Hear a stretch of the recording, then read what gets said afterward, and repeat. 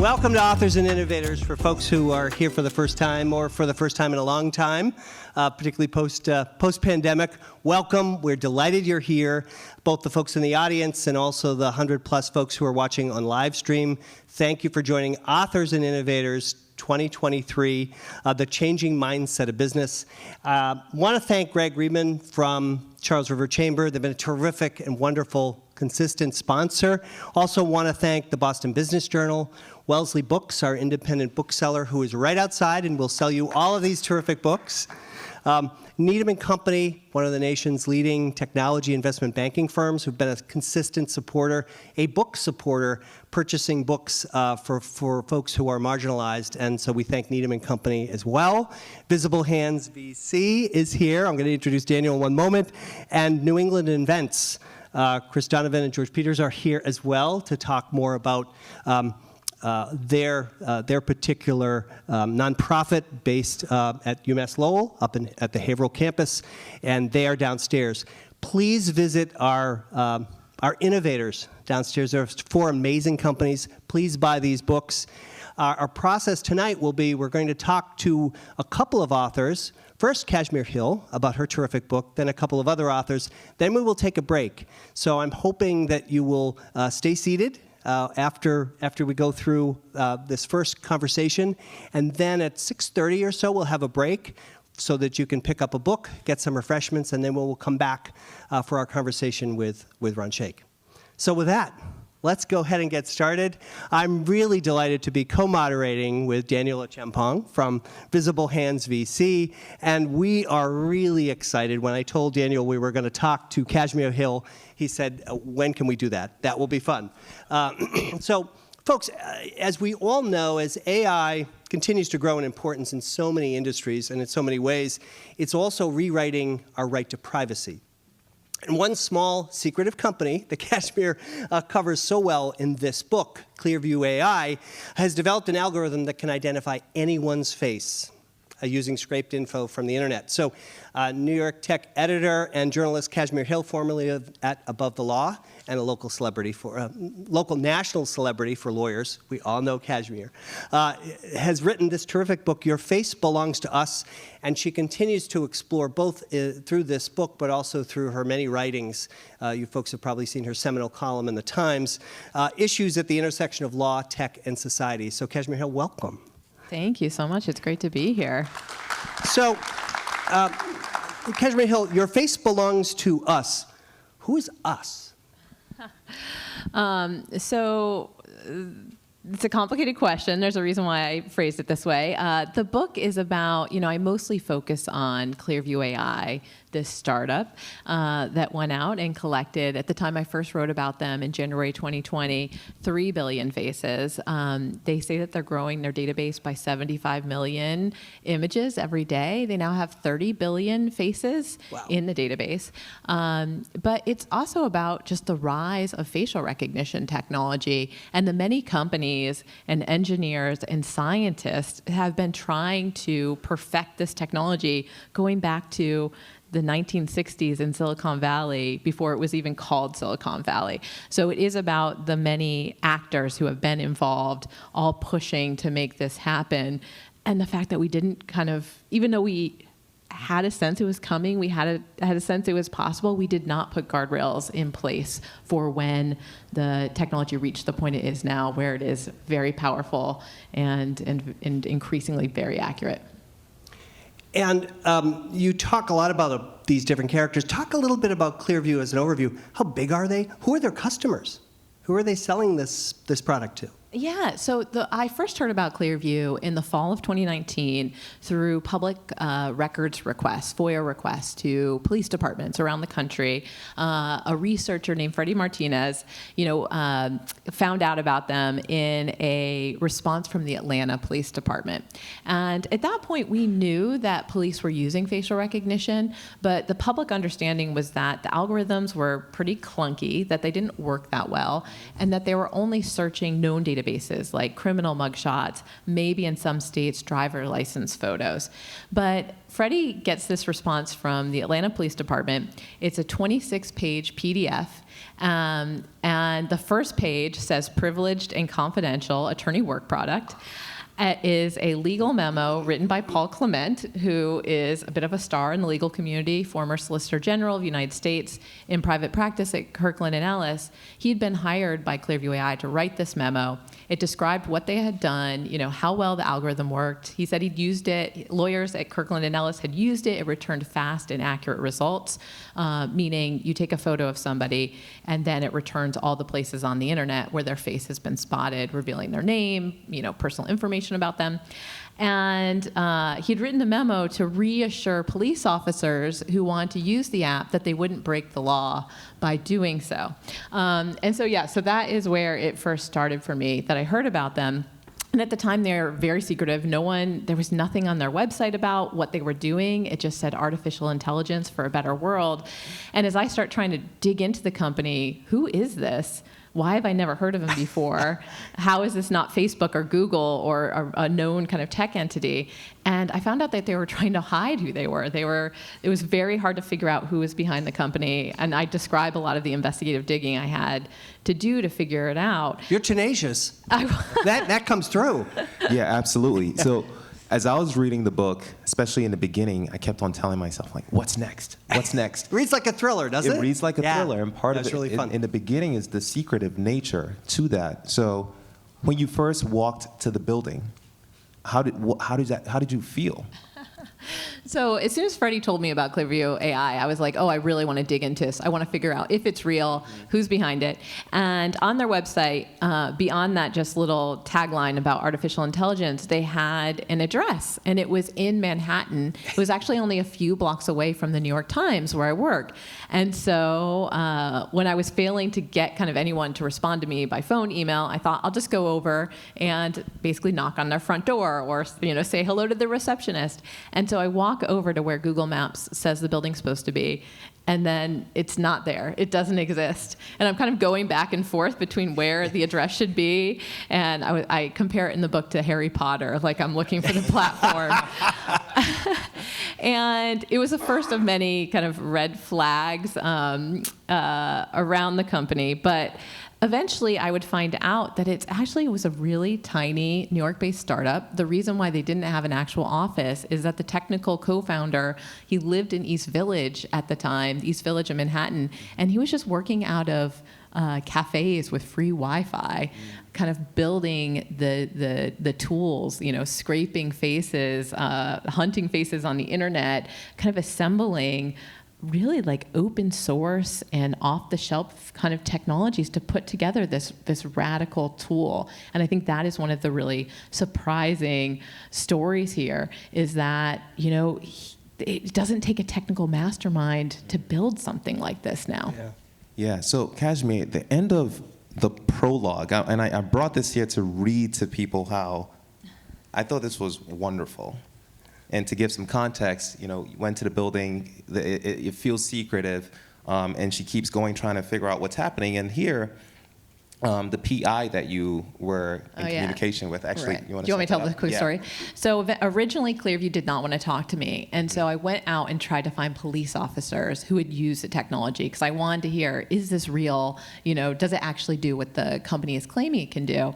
And I talked to this financial crimes detective in Gainesville, Florida, and he said, yes, Clearview AI is amazing. I would be the company's spokesperson if they wanted me. I had a stack of kind of unsolved cases on my desk where we had a photo of a fraudster, like from an ATM camera or at a bank counter, and I'd run it through the state facial recognition system and got nothing. I ran them through Clearview AI, and I got hit after hit after hit. And he said, yeah, I love it. It works even when somebody's wearing sunglasses or a hat or they're looking away from the camera. And I said, wow, this sounds incredible. Wow. I'd love to see what the results look so, like. So what could possibly go wrong? You talk about Randall Reed in the book. But so I said, well, I want to see the results. And he said, okay, well, just send me your photo and I will, show you your Clearview results. And then I sent him my photo and he totally stopped talking to me. He ghosted me. Wow. Talked to another officer from Texas. He said, same thing, sung the company's praises, said, yeah, sure, I'd be happy to show you your results. And he ran my face and got 0 results. And he was like, this is weird, because when I Google you, you have a lot of photos online. You should definitely have results. Maybe the company servers are down. Uh-oh. Then he ghosted me too. And I would eventually come to learn that Clearview had actually put an alert on my face so that they were getting notified when officers were looking for me, and they were calling them and telling them, don't talk to her. Wow. You're gonna That's an lose effective access to NDA, right? So this was chilling to me, because Wow. it's like, wow, this company doesn't want to talk to me, but they're monitoring me. They can see who law enforcement's looking for. They can control who can be found. And it was also this preview of what facial recognition technology allows, that you can do this kind of monitoring of people that you find troubling, like investigative journalists or government officials or protesters, or how Madison Square Garden is using it to keep lawyers out of their Talk venue. about that story. That was fun. Particularly, no one should keep lawyers out of anything, of course. But Kashmir, talk a little bit about that, because you're going to a Knicks game with a colleague, and pick up that story. Yeah. Sorry. So this actually happened as I was finishing the book, and it was very shocking to me. I didn't think I would see a use of facial recognition technology like this for another 5 or 10 years. But Madison Square Garden, the big event. Is there anyone here who doesn't know what Madison Square Garden is? Okay. Big event, everyone from New York just assumes everyone knows everything about New York, but Madison Square Garden, big events venue, Knicks play there, Rangers play there. It's kind of like the dream performance place for any big band. And they installed facial recognition technology a few years ago to address security threats, kind of probably in part the Taylor Swift model. Taylor Swift is known for using facial recognition technology to identify known stalkers to keep them out of her concerts. So probably using it in that way, using it against people who've been violent in the stadium in the past. But, this is what happens. Once you get a surveillance infrastructure set up, you start to get surveillance creep or function creep, and you start thinking about what are other things I could do with this technology. And James Dolan, who is quite a character, the billionaire who owns MSG, he thought, wow, this would be a great way to keep out people I don't like lawyers. Lawyers who work at firms that have sued MSG or its parent companies. And this included everything from personal injury firms that have slip and fall suits against the company, to people representing corporate shareholders who felt like James Dolan spent way too many billions of dollars on the Sphere in Las Vegas. So Madison Square Garden goes through to those law firms' websites, scrapes the photos of all the lawyers who work there, thousands of lawyers at something like 90 different firms, and put them on a ban list. And so I actually took a lawyer there to a Rangers game at MSG. You have thousands of people that are streaming into the Garden. We walk in, we put our bags on a security belt. By the time we've picked them up, a guard has approached us. He asked her for her ID, and she got a note that said, "You're not welcome here." And she said, "Hey, I'm not working on any cases against MSG." And he says, "It doesn't matter. Your firm is banned until you resolve the litigation or drop the suit." Big firm? She worked at a smaller personal injury firm, but yeah, this was very upsetting. Lawyers love going to shows at MSG and Beacon. The most famous case was a mother who was taking her daughter's Girl Scouts troop to a Rockettes show at Radio City Music Hall, and she got turned away and wasn't allowed to go inside. So she hung out outside while the other chaperones took the girls in. I mean, it's a really wild use, and it shows how companies could possibly wield this technology in a way that's pretty disturbing, against people that they don't like. Maybe There's so many things that could be attached to your face, who you work for, what you do, even other things about you, the kinds of tracking that happens online, what your political beliefs might be, whether you're vax or anti-vax, whether you've written a bad review of a business. There are all these ways that companies could start to react to us with this kind of knowledge just off of a face search. Yeah, consistently throughout the book, a thread that kept on coming up was the law enforcement justifying the use of it. And so there was this interesting kind of balance or counterbalance of the social scariness of it, where anybody in here can take a photo of me, or I can take a photo of you and know all your internet history or anything that you've posted online. So there's a scariness to that. But then law enforcement, they loved it, and they wanted more of it, from local law enforcement to federal government to global governments. So, how did you feel about that? Yeah, I spent a lot of time talking to officers. Actually, for the book, I went down to the Miami Real-Time Crime Center and spent 3 days there with them to see all the surveillance tools that they're using, from Clearview to ShotSpotter, which detects gunshots, not always reliably. Sometimes it hears fireworks and thinks those are gunshots. License plate readers, and sometimes this tool has come in. It can be really powerful. It's especially popular with child crime investigators, where they're often coming across photos from the internet showing abuse of children, and they don't know, sometimes even where in the world those people are, and they'll try to figure out which country they're in based on kind of power outlets. And now it's in the U.S.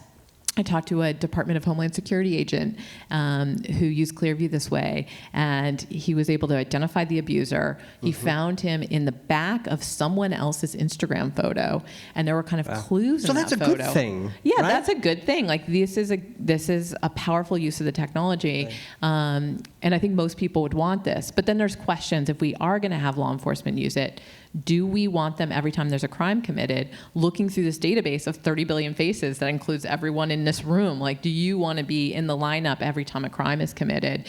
And when you do have a database that large, it is possible to identify the wrong person, because we have people who look like us in the world. Right. And I have covered those cases. People have been, arrested for the crime of looking like someone else.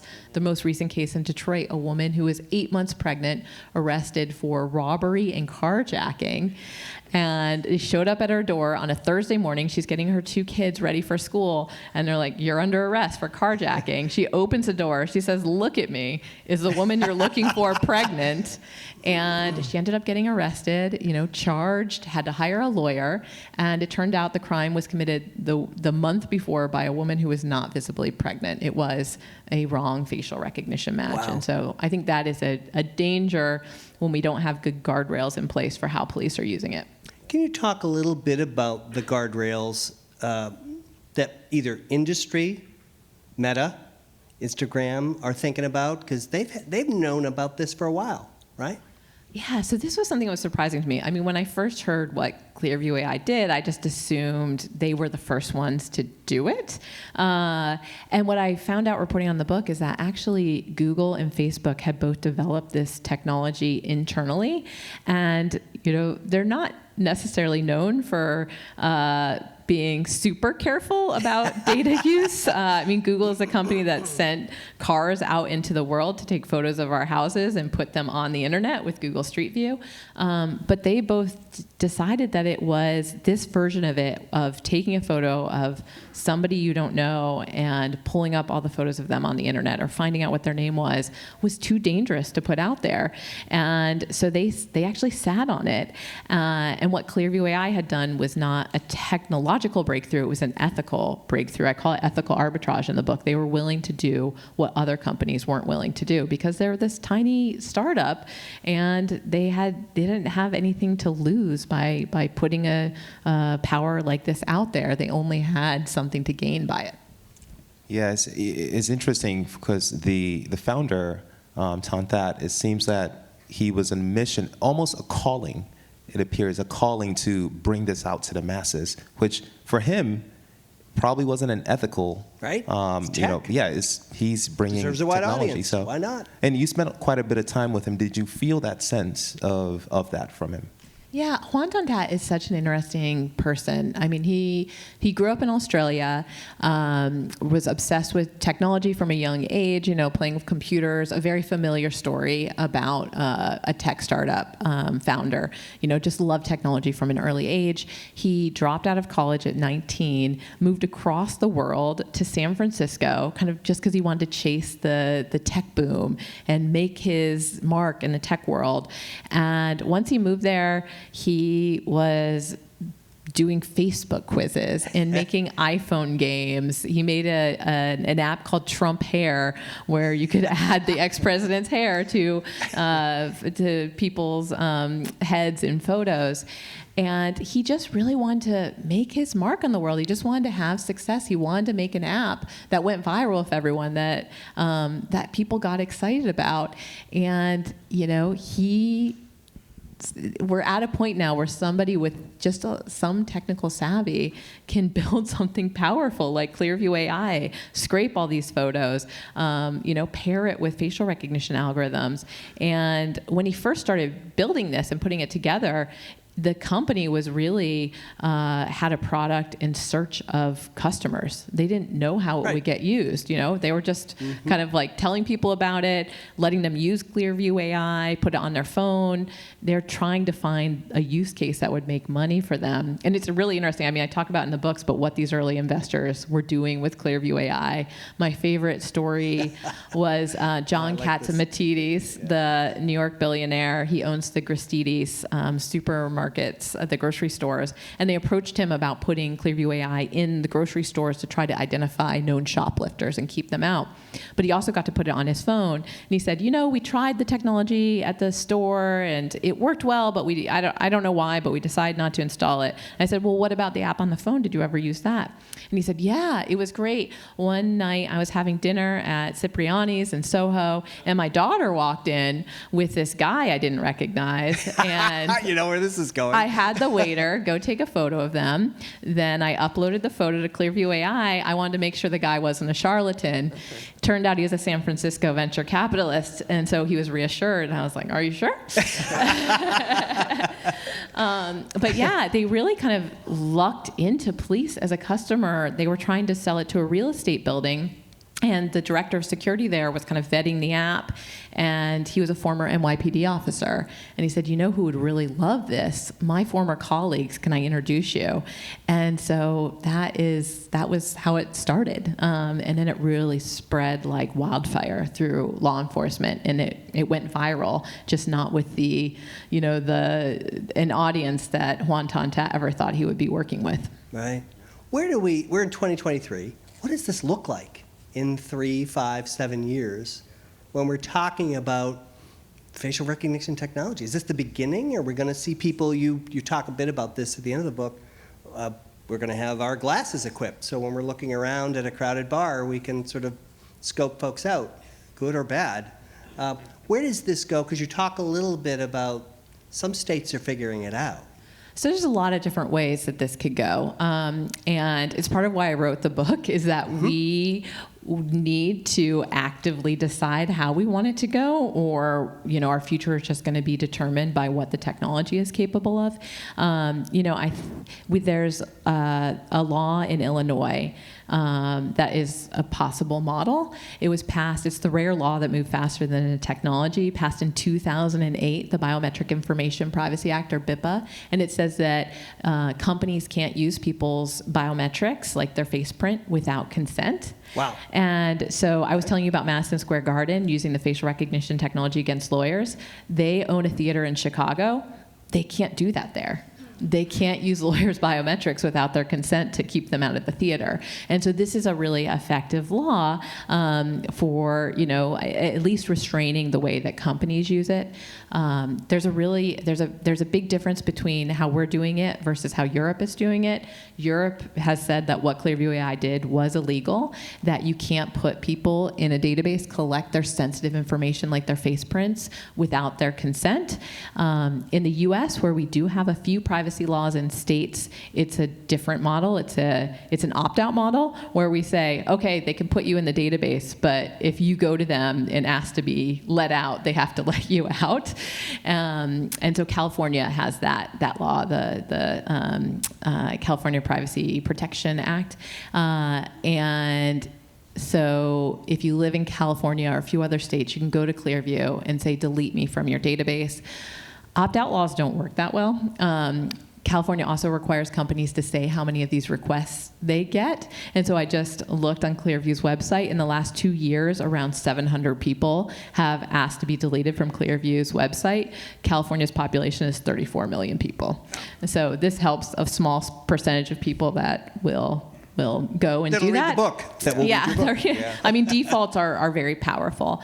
And so yeah, I mean, we could see this deployed really widely. I mean, you could even imagine it, rolled out as it has been in China, in Moscow, on surveillance cameras so that the government can track people in real time. When you have a fugitive from Pennsylvania, you could just look for him on the cameras, but it would also mean very easy tracking of people, right. Very easy identification of protesters against police brutality or whatever else. It would allow this monitoring.